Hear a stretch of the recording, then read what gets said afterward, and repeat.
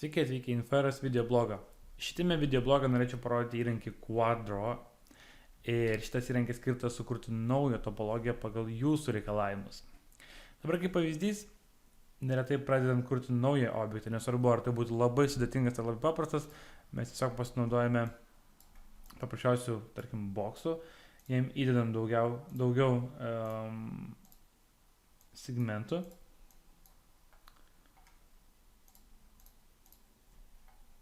Ir tiesiog iš jo kažką lipdome. Tai šiuo atveju, jeigu kažkokį objektą norim kurti, galima pasinaudoti Quadro įrankį ir šitas įrankis leidžia sukurti topologiją tokią, kokiam reikia nuo pat pradžių. Tai jums leis sutaupyti tikrai nemažai laiko. Pavyzdžiui, pasispaudžiu ant Quadro įrankių ir tiesiog su kairiu mygtuku dėlioju vertexus. Dabar dėlioju vertexus ir jeigu paspaudžiu Shift mygtuką klaviatūrė ir užvedu ant taškų, man leidžia pasirinkti, kokį norėsiu poligoną įdėti. Kaip pavyzdys, pridėjau daug vertexų ir tiesiog galiu topologiją daryti tokią, kokią man reikia.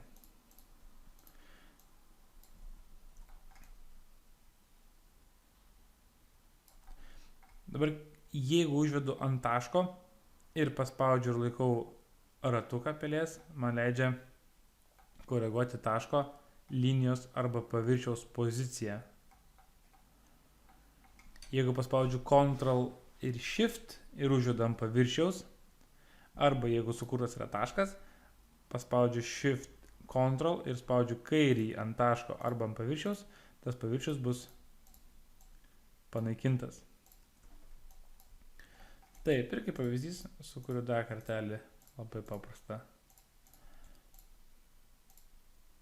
topologiją. Ir laikant Ctrl mygtuką jūs galite įdėti visą linijų seką. Ir čia veikia panašiai kaip Insert Edge Tool Maya. Ir turime štai tokią topologiją. Ir kai viską baigiam, spaudžiam Select Tool ir turiu naujai sukurtą paviršių. Dabar šitas įrankis gali būti taikomas ne tik sukuriant naują topologiją. Šitas įrankis puikiai tinka ir sukurti naują objektą jau ant esamą paviršių ir arba perkurti labai sudėtingos topologijos objektus, tai vadinama retopology. Ir tą galima padaryti tiesiog pasirinkus paviršių, kurį mes norime perkurti. Pasirinku paviršių ir padarau į Live Surface, o tą galim padaryti paspaudus čia, ant šito magnetuko ir paspaudžiu ir čia iškart parašo Rabbit Head. Tai šiuo atveju šitas paviršius skaitosi Live ir dabar ant jo galima tiesiog kurti visą topologiją. Paspaudžiu Quadro ir dabar dėlioju naują objektą. Dabar privalumas viso šito, kad man nereikia sukurti objektą kažkur ant grido, aš iš karto susikuriu ją ant paviršiaus ir man nereikia mėginti pritaikyti prie paviršiaus, nes šiuo atveju vertexai tobulai priglunda prie paviršiaus. Ir netgi jeigu aš norėčiau pakoreguoti, įsijunkim X-ray, kad geriau matyti. Jeigu norėčiau pakoreguoti, tiesiog paspaudžiu ratuką ant taško ir aš galiu keisti topologiją. Ir visi šitie taškai vis tiek išlieka ant paviršiaus, kad ir kur aš padėsiu vertexą, jie vis tiek bus ant paviršiaus. Ir galima šiek tiek dar topologijai dar įdėti papildomą tokią. Ir kaip pastebėjote, iš karto prisitaikė paviršius naujasis prie esamo paviršiaus.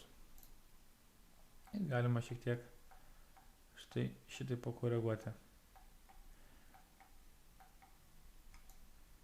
Dabar įrankį noriu, kaip sakant, uždaryti, paspaudžiu Select įrankį ir turime naują paviršių. Ir kaip pavyzdys jam panaudosime Extrude. Taip, pakartojam Extrude ir turiu naują paviršių ant objekto. Tai šiuo atveju galiu perkurti. Ir jeigu, pavyzdžiui, reikėtų šiuo atveju perkurti ausis, tai galėčiau taip pat pasidaryti Live paviršių. Taip, Live paviršių ir dabar galima kurti topologiją būtent čia. Tai gali tikrai sutaupyti begalę laiko, kad ypač galioja parsistiem objektam, kurie yra skirti filmams o jums reikia sukurti objektą, kuris yra skirtas žaidimams. Ir šitas įrankis veikia tiek ant Maya, tiek ant Maya LT. Ačiū uždėmesį ir susitiksime kitose Infoera video bloguose.